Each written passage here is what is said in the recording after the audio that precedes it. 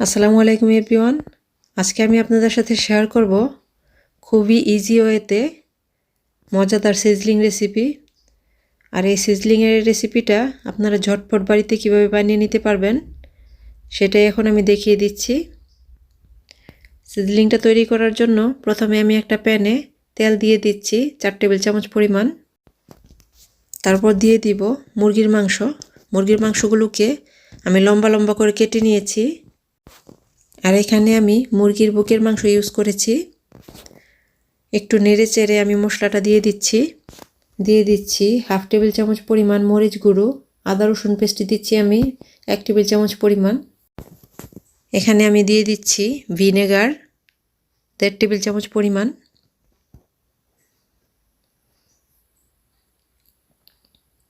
নেড়ে চেড়ে মশলার সাথে চিকেনটাকে মিশিয়ে নিচ্ছি।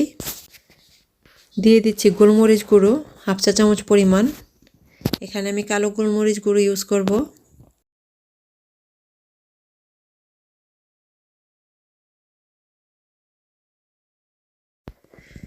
এভাবে 5 মিনিট চিকেনটাকে সিদ্ধ করে নেওয়ার পর দিয়ে দিচ্ছি বরবটি কুচি আর গাজর কুচি। বরবটিটাকে আমি হালকা একটু ভাপ দিয়ে নিয়েছি।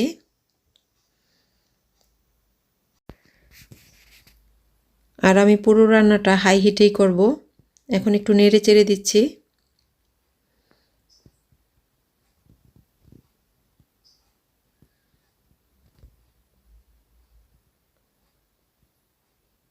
এখন ঢেকে দিচ্ছি 3 থেকে 4 মিনিটের জন্য। সবজিগুলো যখন 50% সিদ্ধ হয়ে আসবে তখন দিয়ে দিচ্ছি ক্যাপসিকাম। এখানে আমি সবুজ আর লাল ক্যাপসিকাম নিয়েছি। এগুলোকে নেড়ে চেড়ে আমি 3 মিনিটের জন্য ঢেকে দিব, কারণ ক্যাপসিকাম সিদ্ধ হতে খুব একটা সময় লাগে না।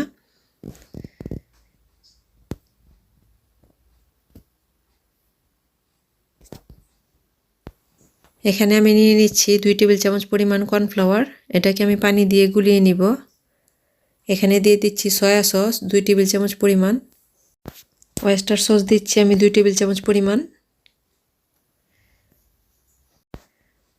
টমেটো কেচাপ দিব আমি 3 টেবিল চামচ পরিমাণ।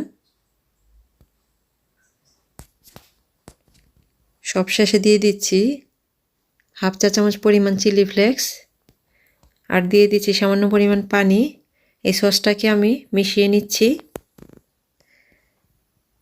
আমি সবজিগুলোতে কোনো রকম লবণ দেইনি, কারণ এই সসটা দিলে লবণের পরিমাণটা পারফেক্ট হবে। আপনারা লবণটা দেখে তারপর দিবেন। আগে সসটা ইউজ করার পর তারপর লবণটা ইউজ করবেন। সসে কিন্তু প্রচুর পরিমাণে লবণ থাকে। আমার সবজিগুলো মোটামুটি সিদ্ধ হয়ে আসছে। আমি বড় সাইজের একটা পেঁয়াজকে সবজির মতো করে কেটে নিয়েছি। ওই পেঁয়াজটা দিয়ে দিয়েছি। এখন আমি কর্নফ্লাওয়ারটা দিয়ে দিচ্ছি।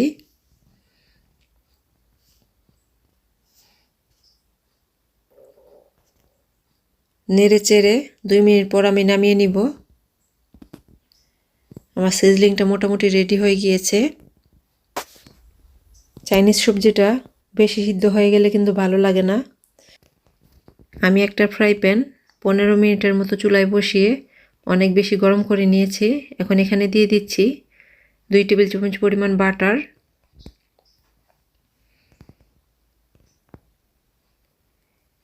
তারপর দিয়ে দিচ্ছি কিছু পেঁয়াজ কুচি। আমি কিন্তু এখন চুলাটাকে নিভিয়ে দিয়েছি। তারপর দিয়ে দিব এখন সিজলিংটা।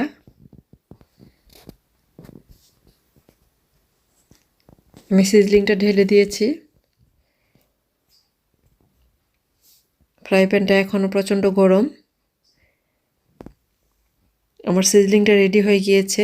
আপনারা অল্প সময়ে ঝটপট এভাবে করে নিতে পারবেন।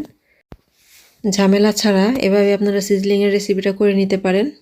আশা করি আজকের রেসিপিটা আপনাদের কাছে ভালো লেগেছে। সবাই ভালো থাকবেন, সুস্থ থাকবেন। আল্লাহ হাফেজ।